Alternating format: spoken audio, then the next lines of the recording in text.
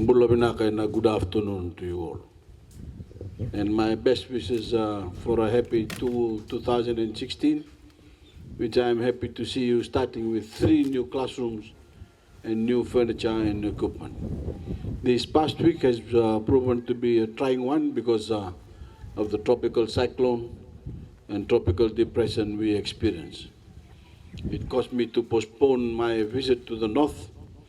These cyclones are part of life in this part of the world, and we can only hope that we are spared major damage and loss of life when they occur.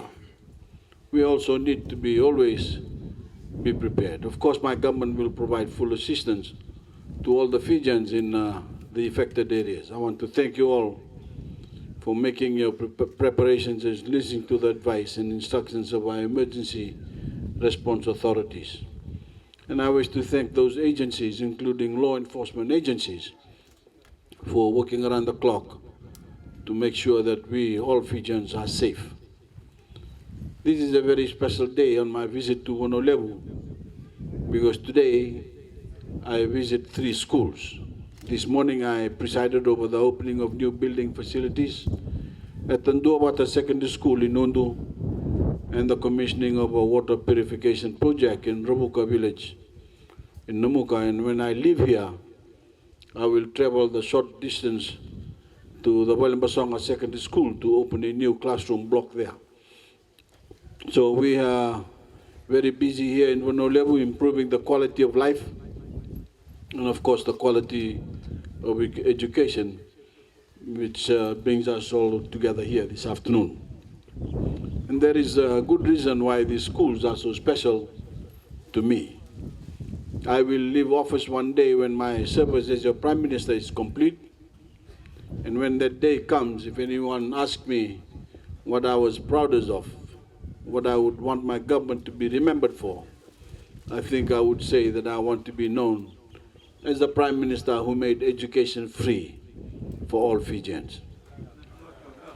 We came to government with the ideal of establishing one Fiji, where all citizens were equal, regardless of ethnicity, religion, or occupation, without regard to whether they live in the capital or the most remote island community, and whether they were rich or poor.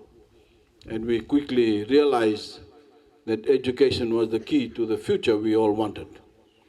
If education in Fiji is not free, we as Fijians will never be truly free or equal.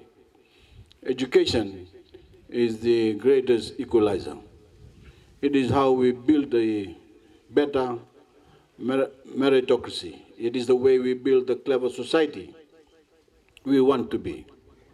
All our efforts to create opportunities through infrastructure and better health care will fall short if we don't provide people the education to seize these opportunities and to take control of their families' welfare.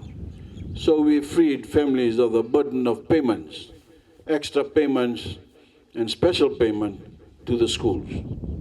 And we replaced that system with a system that allows governments to distribute grants to the schools. This puts all schools on a more equal basis because the resources available to children no longer depends on how much their parents can pay. Today, I'm happy to dedicate one of the fruits of that policy, a new block building with 3 classrooms and new desks, chairs, and teachers' tables. It was made possible by a grant of nearly $90,000, and as you can see, the money was put to good use. The 60 students and 4 teachers who work so hard at this school deserve the best support we can offer. The right environment in the way children learn, and the right environment tells students and teachers alike that their fellow countrymen believe the work they are doing here is important. Hunivutu Primary School has served the community since 1961, I've been told, and I'm sure many of the parents here today learn to read and do maths and understand the world at this school. And I'm sure they are just as happy as I am to see this school grow. The improved facilities is one part of that, and we want to have the best possible teachers throughout the country to inspire our children.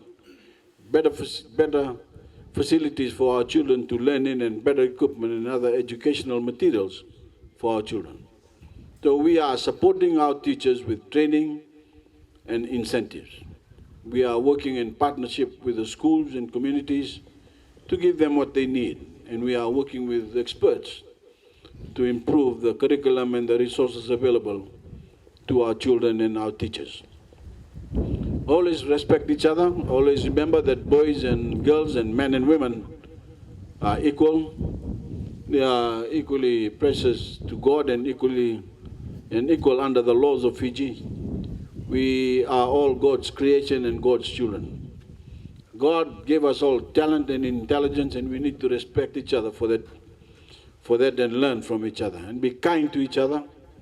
I say this because there are people in this country and in other countries who do not respect women and children.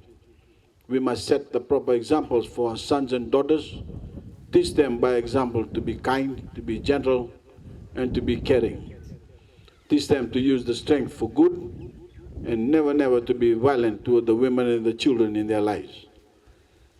We have a problem in Fiji with domestic violence and violence against women and children and sexual assault, and we must face it if we are to stop it. We must teach our children the right way, and we must rain down shame on the abusers and rapists and those who even think of committing such crimes, so that they know that we condemn such actions. That is part of what we as a people must teach ourselves. Now I'm proud to declare this new classroom building open and ready for these beautiful children and their dedicated teachers. God bless you. Now.